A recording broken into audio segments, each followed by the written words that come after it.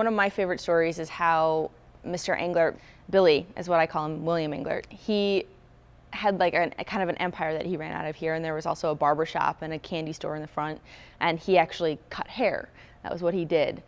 So any day of the week that you came by, that was where he could be found. So the theater also had a bunch of like little functions that it did, and it was originally designed to be a giant opera house. It was supposed to be the crown jewel of the area, and he went and got some famous architects, Rapp and Rapp, to design it with him, and spent a long time making it what he wanted it to be. It took us a long time to figure out what had happened with the fire. We had actually heard for a long time that it was a performer's cigarette that set off the fire, and it wasn't. It was actually film, because in those days the film was super, super flammable, and so it would, static electricity would set it off, and it would spark and burn down.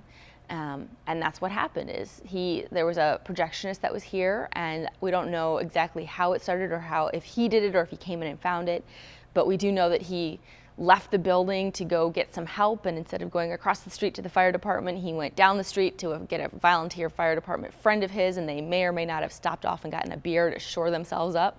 And they came back and discovered that the fire department was here and already fighting the fire, and it took out most of the theater. The back wall is still damaged, and is one of the exterior walls are still damaged, and those, you can see that on the brick mark. It took out the roof, but it stopped at the edge of the theater. So the front lobbies and everything, those were saved. But it took out everything in here. And so that had to be completely redone, and they rebuilt it in 9 months. They took the time, they lived across the street while it was being rebuilt, and by this time, Mr. Englert had died. He died in 1920 or 1921. And so it was just Etta and her new husband, and they rebuilt it a little bit less ornate than it was originally, with an architecture firm out of Des Moines, and they got it back up and running within the year.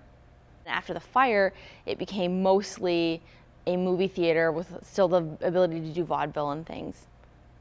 After that, it turned into mostly a movie theater. And at one point it turned into 2 movie theaters, and they put a wall and the ugliest brown and orange you've ever seen together. And then it closed down, and now it's the Englert again.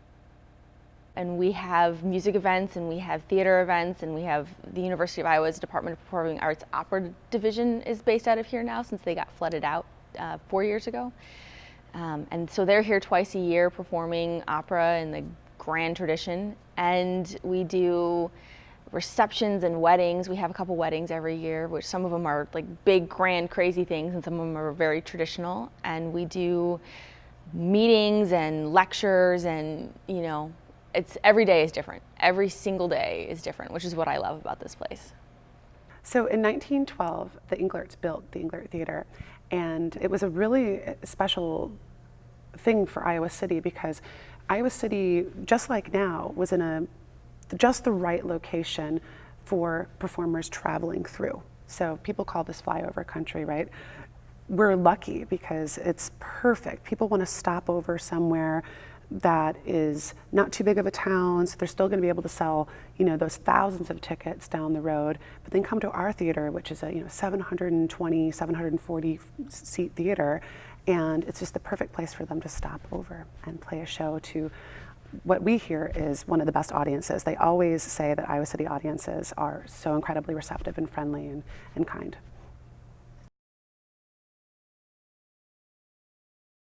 Most of my time is spent kind of balancing the budget and working with our accountant to make sure that the operation is running in a sound way.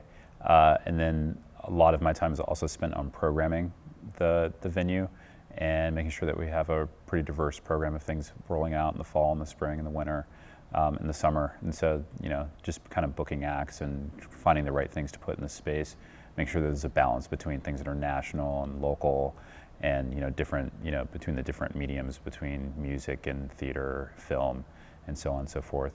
And then, just generally being one of the faces of the organization. A lot of folks, I guess, associate the director with, the kind of like being the public face and being in the community, even though there are a lot of us working here. And I kind of share that duty with the development director, Katie. As the development director of the Englert Theatre, it's my job to manage the membership of the theater. So we have a Friends of the Englert group, and there's about 500 member households. So that means there's, 1,000, 1,500 plus people who are members of the theater. And they receive certain benefits for being members. They can buy tickets in advance, they're invited to special parties, and they know about everything that's happening here before anyone else. So that's really fun. And then I also work with local corporations and businesses as well to help raise funds to support what we do here.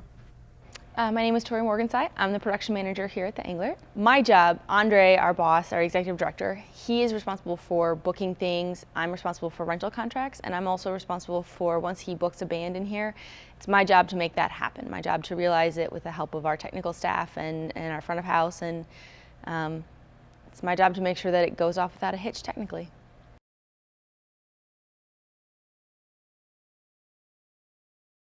I love telling people about the dungeon. We call it the dungeon because it's one of 3 fire doors in the place, and it's the only place that if you got locked in, there was no way that you'd be able to get out because there's not a handle on the inside. And it's off of one of our galleries, and it is what we assume where they used to store film containers and things, because it is one of the 3 places that has a fire door. The other place is the spot booth. And the projectionist room, which we now use as a spot booth, is not something people see all the time. It has a long and fun history of, when it was actually a projection booth, they had a toilet in there because the film was so flammable, you couldn't just leave. You couldn't, like if you had to go to the bathroom, you couldn't take a break. Like once the movie started, once the film was loaded and it was going, you had to stay there. So they had to make sure that there were ways that you were taken care of once you got locked into the room. And then our dressing room is something that anybody who's been part of a production here sees, but not the general public. And it's something that a number of years ago, a Girl Scout troop came to us and they had a service project and they wanted to serve the Englert. And so we let them into the basement and they found all kinds of posters and a couple seating charts and some old blueprints and a bunch of stuff. And so we have it up framed to kind of, show our history to our visitors from performances and musical groups and everybody who comes through. So that's one of my favorite things. And then the front basement is also one of my very favorite things to show people because it's where, originally, that's where the bathrooms were.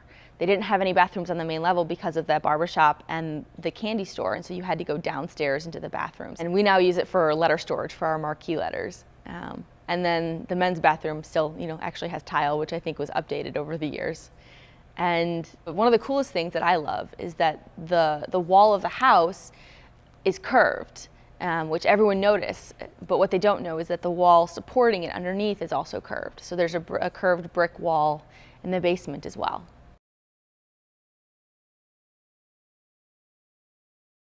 It's tough to wrap one's head around that, what it means for the community as a whole, for this building to be 100 years old, but we can try. I think it's just important to have spaces that have history in your town, wherever you're living. And among other buildings and among other spaces, the Englert is one of those places that's been here for a while and has done its best to serve the community by bringing cultural events. It started as a vaudeville house, became a movie theater, and now is more of a performing arts center that brings in all different sorts of things into the space. And just honoring that. I mean, it's impossible for me to exactly know what that means because I haven't been alive for 100 years, and I've only lived here for 7 years and change, and so I'm still becoming an Iowa City citizen and still learning about the town. But as much as I can, as much as we can, working here, we do know that it's important that there's a space that's been here and it's been part of the history of our town, and so part of it is just honoring that history, and I think the other part is also just trying to think what can we do in the future to make this an important part of downtown Iowa City, an important part of the state of Iowa.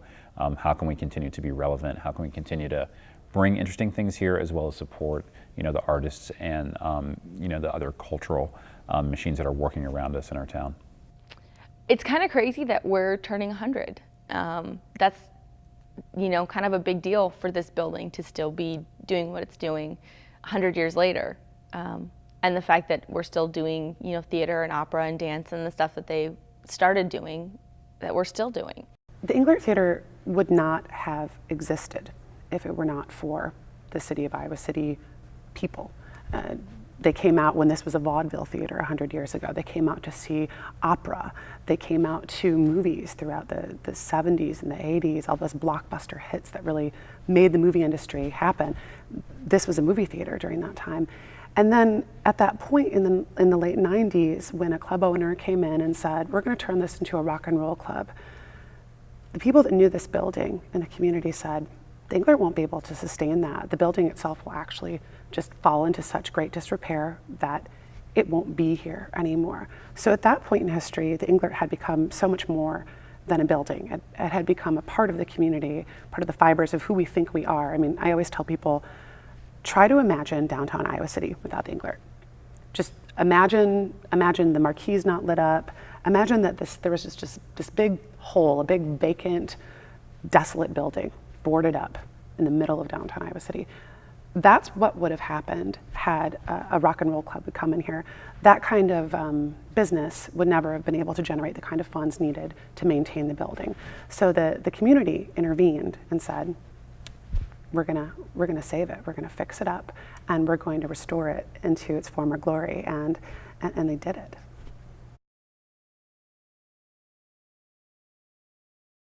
We have 8 events that we're focusing on as part of our centennial celebration, just trying to highlight some of the things that, artistic events that are important to us, at the theater, and that we think are important for the community here.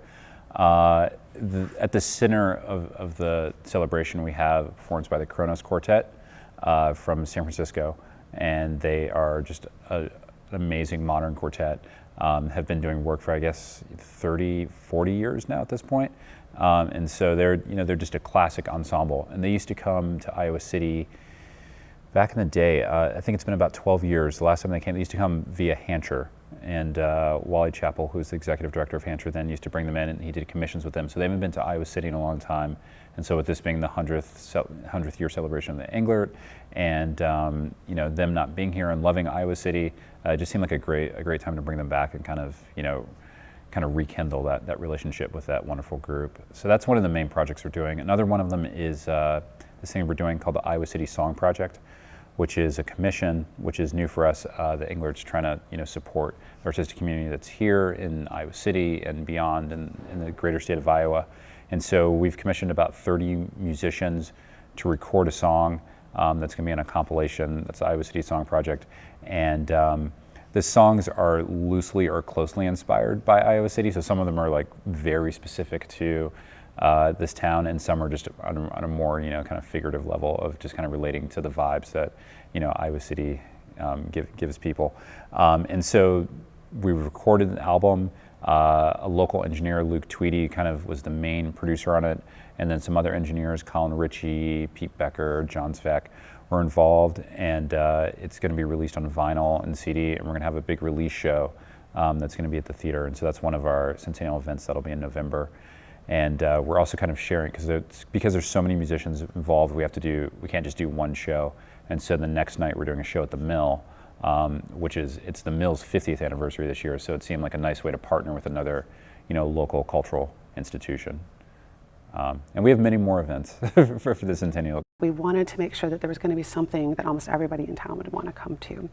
And from the Ally Orchestra playing a live original composition to the film Nosferatu, to the Klezmatics closing out the entire thing with traditional Jewish klezmer music. One of the other things we're doing for the centennial is Marilyn Robinson is doing a reading for us. Obviously, Pulitzer Prize winner, professor at the Writers' Workshop, and just a big supporter of culture in Iowa City. And we reached out to her, and she was just happy to donate her time and come give a reading here. And also reading with her will be Eula Biss, who is a wonderful essayist, nonfiction writer. She teaches at Northwestern, but she was actually an MFA graduate of Iowa. And her first book, a section of it, dealt a lot with Iowa City, and so it's great to bring her back. She's more of an emerging writer. She's doing very well, but to pair her with someone who's been around for a while and been doing great work, it'll be an amazing literary event, which is also appropriate, we think, to Iowa City. In putting it together, the whole idea was that people just wouldn't be able to stay away. They would have to come and celebrate with us, and it really is a celebration of Iowa City. It's a celebration of the Englert, but once again, we wouldn't be celebrating if it wasn't for Iowa City.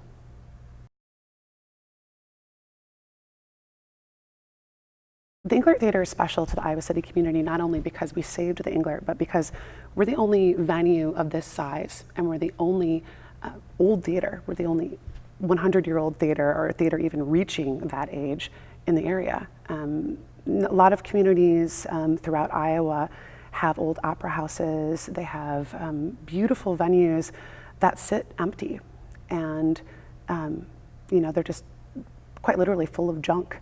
And this place could have been it could have been a hoarder's paradise, but instead it's alive with over 270 performances per year. We have over 50,000 patrons coming in and out of our doors. We have hundreds of volunteers donating thousands and thousands of hours. It's alive, it's full of life. It not only feeds off the energy of the downtown, but it feeds back into the energy. It's that true symbiotic relationship. We're not leeching off them and they're not leeching off us. We're really keeping each other alive. And every day I hear from people who've had a really positive, wonderful experience coming to a show here. We really try to cater to the community. Even if we can't reserve a seat, we will if you really need us to. We really just try to make sure that everyone has a point of entrance to this place and has a great time. I think it's really important to, whatever you're doing, to just get out and go see an amazing artistic experience and, and share that with, whether it's 300, 400, or 700 people in a room. I think that's important, it's part of it is escape, and part of it is just seeing work being done at a high level and enjoying that work, and then, talking to your friends, talking to your family, and just kind of sharing that experience, during and after the fact. I think it's really important to staying alive and being a healthy person, among all the other things you should be doing. We're also using the Centennial as an opportunity to just gather historical data about the theater and about the Save the Englert campaign. One of the things that happens whenever a community joins together, joins forces, and tries to save something is that it's just a lot of work, really fast, really hard. People were getting together every day for years to save this place. And we have lists of names, and we have, in some cases, ideas of exactly what people did to help save this place. But by no means do we have everyone's name and really know what everyone did. So I'm really interested in hearing from people, hearing what they did to help the Englert, hearing anything that they might remember about how that happened, and also going back throughout the course of history, shows that they might have seen. The farther back, the better. We have a lot of limited information about basically the 1930s through the 1970s. We don't have a lot of information on the theater, so anything that anyone might remember is super helpful.